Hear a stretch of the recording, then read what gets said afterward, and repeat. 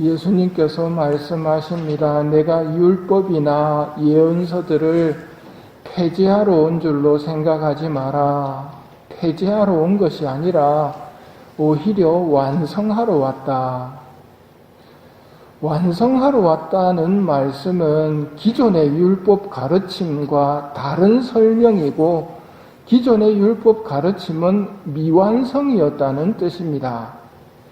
어떤 의미에서 미완성이고 예수님께서는 어떻게 완성시켜 가시는가 앞으로 말씀하시겠지만, 하나만 미리 예를 든다면 간음해서는 안 된다라는 말씀 듣고는 옛날 사람들은 나 간음 안 했어 하고 지나가 버리지만, 예수님께서는 나는 너희에게 말한다. 음욕을 품고 여자를 바라보는 자는 누구나 이미 마음으로 그 여자와 간음한 것이다. 이런 식으로 율법을 완성해 나가십니다. 마음을 보시는 하느님, 마음을 보시는 하느님과의 관계 속에서 죄라는 것을 생각해야지, 인간의 윤리적인 측면에서의 죄를 생각하고 기존의 사람들은 지켰다 안 지켰다를 따졌지만, 예수님은 그게 아니다. 마음으로부터 지켰는가? 하느님은 그걸 보신다는 것을 가르치시며 완성시켜 나가십니다. 이런 율법의 완성의 총 지침이 산상설교입니다. 산상설교는 세속의 가르침과는 반대라고 생각될 정도의 선언인데, 예수님께서는 산상설교를 통해서 이게 진리다라고 말씀하시는 겁니다. 안 믿는 사람들이 산상설교를 들으면 뭐라고 그럴까요?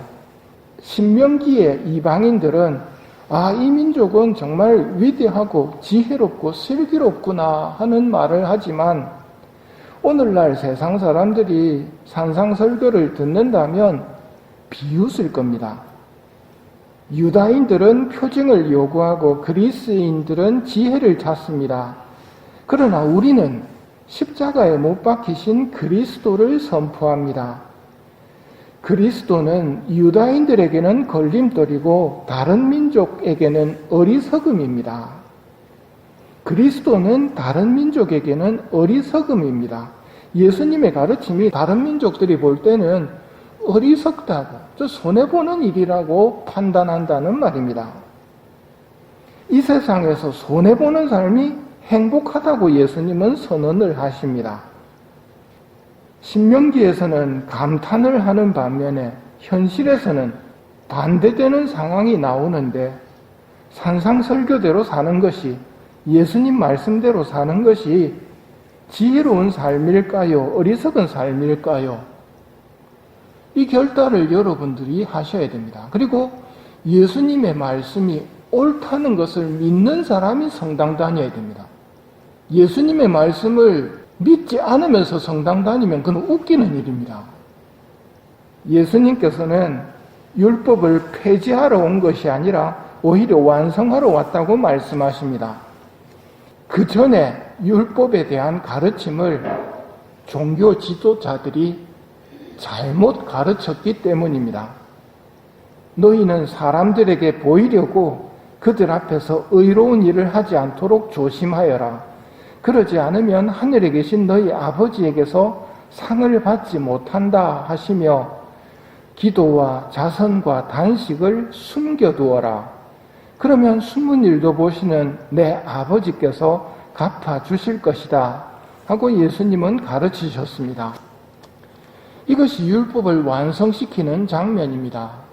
보이지 않는 마음을 하느님께서 보신다는 것을 믿고 사는 것, 사람들에게 보이기 위해서 위선자들처럼 회당 한길 모퉁이에 서서 기도하기를 좋아하고 단식한다는 것을 드러내려고 얼굴을 찌푸리고, 이런 식으로 율법을 지킨다면 그들은 자기들이 받을 상을 이미 받았다 하고 선언하십니다.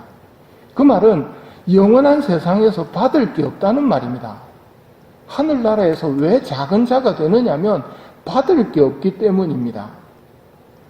예수님께서는 이들을 바로잡아 주십니다. 그리고 그 바로잡아 주시는 핵심은 산성설교 끝부분, 기뻐하고 즐거워하여라.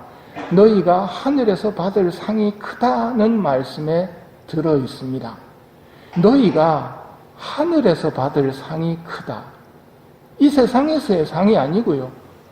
이 세상에서 상 받기 위해서 사람들한테 보이려고 위선자들은 하지만 이 세상에서의 상이라는 것은 허무한 겁니다. 영원한 세상에서 받는 상은 영원한 겁니다. 예수님은 허무한 상이 아니라 영원한 상을 받으라고 말씀하시는 겁니다. 그렇다면 신명기에 나오는 이방민족들의 감탄, 이 민족 사람들은 정말 지혜롭고 슬기로운 백성이구나 하는 말을 어디에서 하느냐 하면 영원한 세상이 시작될 때 이방인들이 하게 될 겁니다. 영원한 세상을 준비하는 삶을 살았구나.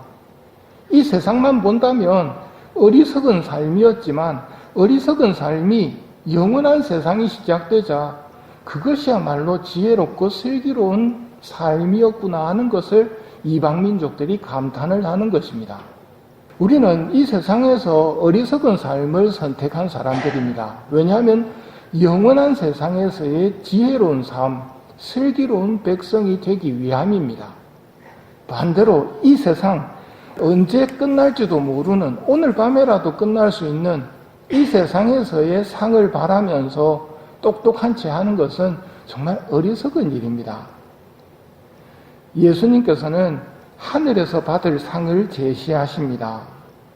이 세상에서는 기도와 자선과 선행을 숨기면서 살고 숨은 일도 보시는 아버지께 보여라.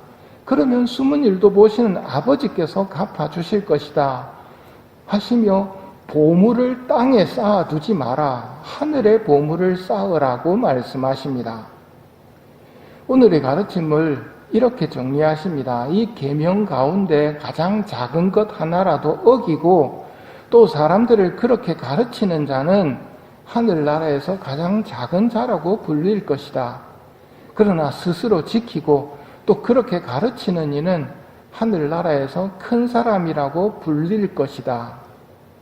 여러분의 자녀들을 어떻게 가르치셨는지 생각을 해보시고 기도하셔야 됩니다. 이번 한 달은 하늘나라에서 큰 사람이라고 불리시는 요셉 성인을 바라보는 달입니다. 요셉 성인의 덕행은 묵묵히 율법을 지키며 사셨습니다. 하늘나라에 대한 희망으로 사셨습니다. 지나가는 이 세상에서의 부귀영화는 허무하다는 것을 아시고 하느님께 순종함의 가치를 묵묵히 수행하신 분입니다. 영원한 세상에서의 부귀영화를 찾는 것이 참 지혜입니다. 세속의 지혜로움을 버리고 예수님과 성모님과 성요셉의 삶을 따르는 참 지혜를 주시도록 청하며 이 미사를 봉헌합시다. 내가 율법이나 예언서들을 폐지하러 온 줄로 생각하지 마라. 폐지하러 온 것이 아니라 오히려 완성하러 왔다.